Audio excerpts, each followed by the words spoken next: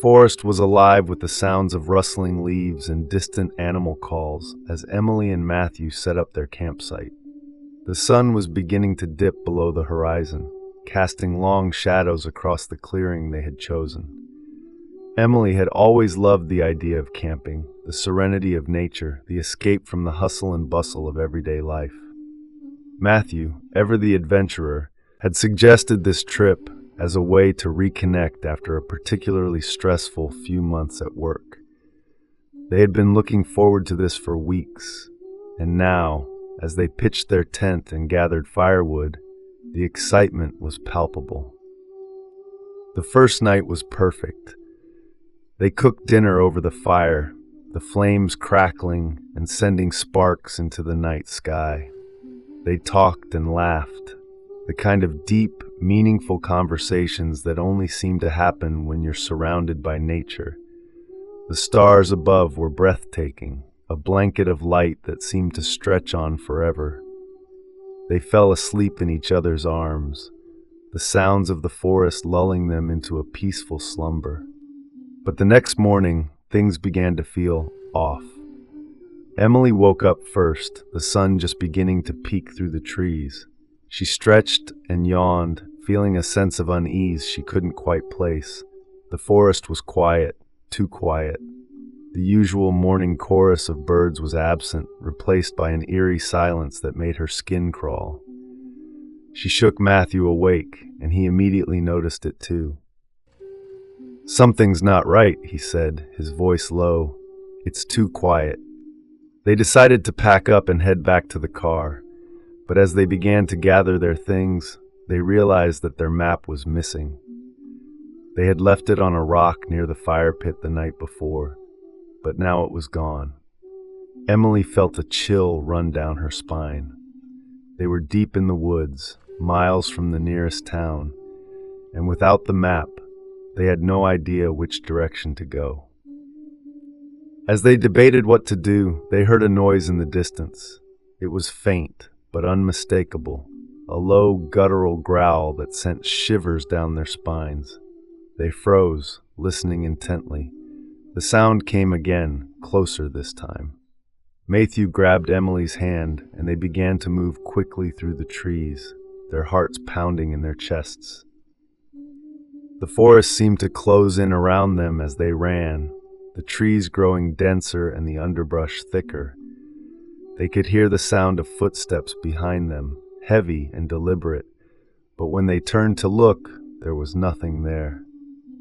The feeling of being watched was overwhelming, and Emily's breath came in short, panicked gasps. They stumbled upon a small cabin in the woods, its windows dark and its door slightly ajar. It looked abandoned, but they had no other options. They rushed inside, slamming the door shut behind them and barricading it with a heavy wooden table. The cabin was musty and damp, the air thick with the smell of mildew. There was a single room with a rickety bed, a table, and a few chairs. A fireplace sat cold and empty in the corner. Emily and Mathew huddled together, their ears straining for any sound from outside. For a moment, there was nothing. Then they heard it, a slow, deliberate knock on the door. It was soft, almost polite, but it sent a wave of terror through them. The knock came again, louder this time, and then again and again, until it was a relentless pounding that shook the door on its hinges. "Let me in," a voice called from outside, low and menacing. "I just want to talk." Emily's heart was racing, her mind screaming at her to run, but there was nowhere to go.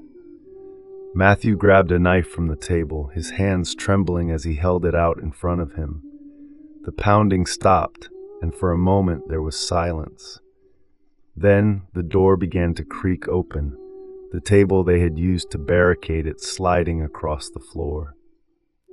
A figure stepped inside, tall and gaunt, with hollow eyes and a twisted smile. He was holding a hunting knife, the blade glinting in the dim light. Emily's breath caught in her throat as she realized who it was, a man they had passed on the trail the day before. He had seemed friendly at the time, offering them advice on the best spots to camp. But now his eyes were filled with a madness that made her blood run cold. "You shouldn't have come here," he said, his voice a low growl. "This is my forest." Mathew lunged at him, the knife in his hand flashing as he swung. The man dodged easily, his movements unnaturally fast. He grabbed Mathew by the wrist, twisting it until the knife clattered to the floor. Emily screamed, rushing forward to help, but the man backhanded her, sending her sprawling to the ground. Mathew struggled, but the man was too strong. He pinned him to the floor, his knife pressed against his throat. Emily scrambled to her feet, her mind racing. She grabbed a chair and swung it at the man's head with all her might. It connected with a sickening crack, and he stumbled back, releasing Mathew. "Run!" Emily screamed, grabbing Mathew's hand and pulling him towards the door. They burst out into the forest, the man's enraged screams echoing behind them. They ran blindly, their feet pounding against the forest floor, branches whipping at their faces. They could hear him behind them, his footsteps heavy and relentless. They stumbled upon a river, the water rushing fast and cold. Without hesitation, they plunged in, the icy water stealing their breath. They swam to the other side, their clothes soaked and heavy, and collapsed on the bank, gasping for air. They could still hear the man on the other side, his screams of rage fading as they disappeared into the trees. They didn't stop running until they reached the car, their bodies trembling with exhaustion and fear. They drove away as fast as they could, the forest disappearing in the rearview mirror. They didn't speak, the horror of what had happened too fresh, too raw. But as they drove, Emily couldn't shake the feeling that they were being watched. She kept glancing in the rearview mirror, expecting to see the man's twisted smile staring back at her. And when they finally reached the safety of their home, they locked the doors and windows, but the fear didn't leave them. It lingered, a shadow that followed them wherever they went. They never went camping again. The forest, once a place of peace and beauty, had become a nightmare they couldn't escape. And every night, as they lay in bed, they could still hear the man's voice, low and menacing, whispering in the darkness. Let me in. If you enjoyed this chilling tale, don't forget to subscribe for more spine-tingling stories. And remember, sometimes the scariest things aren't what lurk in the shadows, but what follows you home. Until next time, sleep tight.